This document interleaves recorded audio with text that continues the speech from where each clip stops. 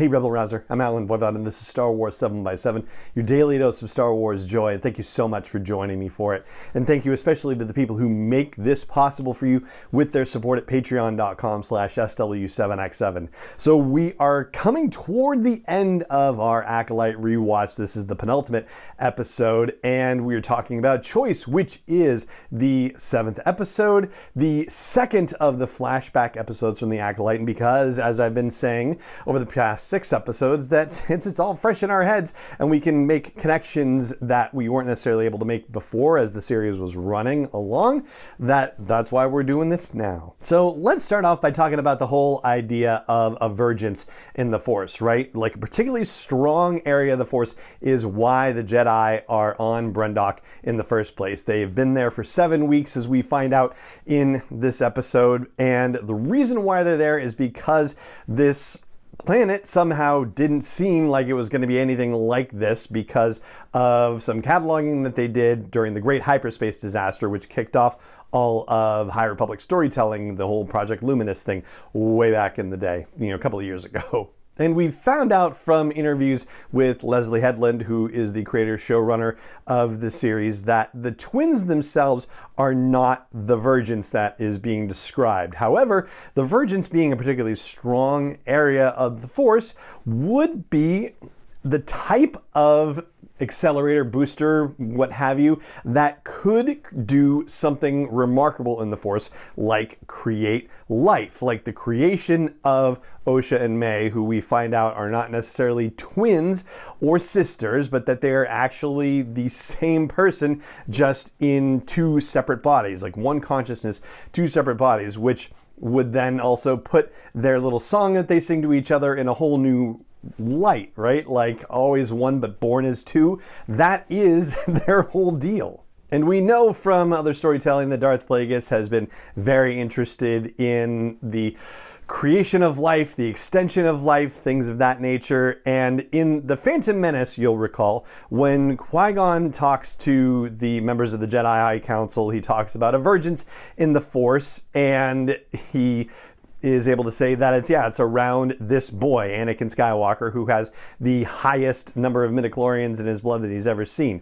Certainly the twins, I think it's still fair to call them the twins, even though Sol says they're not. But, Osha and May also have an extremely high midichlorian count as well. And they seem to have been created, let's call it unnaturally, right? In the same way that Anakin Skywalker was created unnaturally. This would also explain the connection that Osha and May have, the scenes where a child like May appears to Osha, right, and leads her into various places and so forth, or when Osha hears May's voice on Kofar and says, "We have to go back." Stuff like that actually makes me think that the mind wipe that Chimera attempts at the end of the episode of the season, it certainly worked for now, but you get the idea that if they really are one consciousness split into 2 bodies, then ultimately that connection is going to regenerate in some fashion. And not only that, but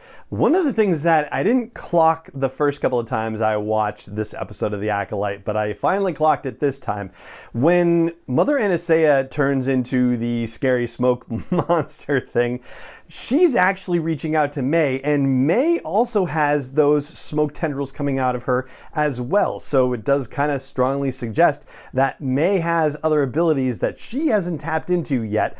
And when we see her, down the line in a hopefully season 2 of The Acolyte, she may be able to manifest those powers as well. And also for May's part, we do see that after she sets fire to Osha's journal and then it causes the greater fire, this time we actually see her kind of freaking out about the fire a little bit. We didn't see that before, so the pitiful stomping of fire, which was not going to help anything, but just the way that she's backing off of that thing, you can tell she's really unhappy about that. So she's actually relieved then to see Osha later on, but with the terrible news that the mother is dead and what have you done, and the accusation back of what have you done, because for Osha's part, Osha didn't see that regret expressed, and the only thing Osha knows is that her sister tried to kill her. Like, that is her last experience of May. Even when, they're about to fall down into the pit or whatever, yeah, she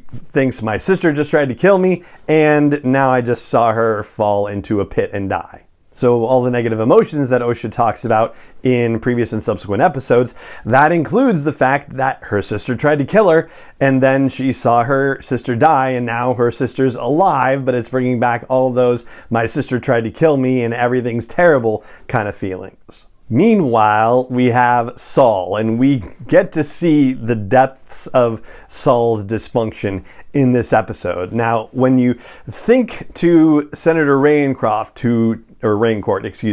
who talks to Vernestra and says, yeah, I think the Jedi are trying to control the uncontrollable, and she says, we don't control the Force, and he says, I'm talking about emotion. Like, the Jedi claim to be able to control emotion, but they can't. They aren't able to do that. Nobody is able to do that. And it's kind of reflected in what happens with Saul, because he is not able to control his emotion whatsoever. We have the discussion with Padawan Torben, who Saul tries to mollify and deal with his difficulty being on Brendok for seemingly no reason at all, and Indira calls him on it and says, yeah, I don't coddle my Padawans, I try to teach them to be able to deal with their stuff, and that's why I have a Padawan and you don't, because you are not connecting in an emotionally mature way with somebody younger who needs to be brought up. And then when he sees the twins, he has this sudden freak out about it. And he's like, we've got to do something about this. And I know, you want to talk to the council, but I insist you have to come see what's going on with these kids. He starts talking about how he feels a strong connection to Osha, which, that's one of those Star Wars,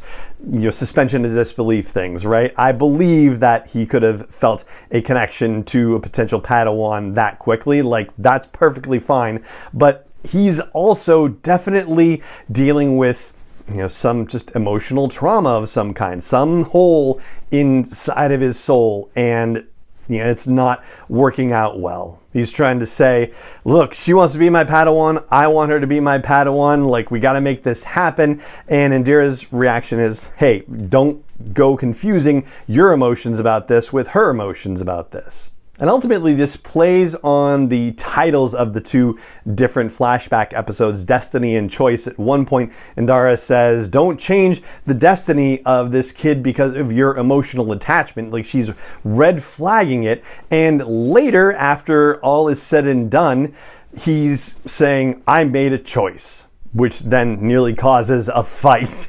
And ultimately, Indira has to say, you have to ask yourself why you made that choice. And I don't think Saul really ever reckoned with it in terms of his particular emotional challenges that he was having. Like, he definitely justified it in the sense of, I thought these girls were in trouble.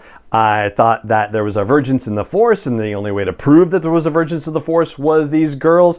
And I felt this connection to this Padawan, and I've been wanting to Padawan. All these reasons that he comes up with for justifying the choice that he made, but not realizing or not just looking at the consequences of his actions, which he was encouraged to do, and yeah, he just would not face it, would not have anything to do with it. So ultimately, it seems like that also is the thing that he wanted to tell May in the previous episode when he was saying, I've been thinking about what I would say to you for 16 years, and ultimately he just wants to justify himself. He just wants to justify his behavior.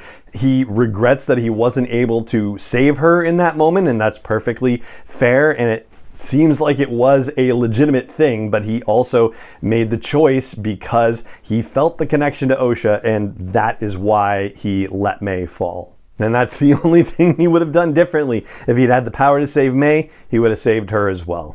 But eventually those consequences are going to catch up with him, and we're going to talk about that in tomorrow's episode. Surprise, surprise.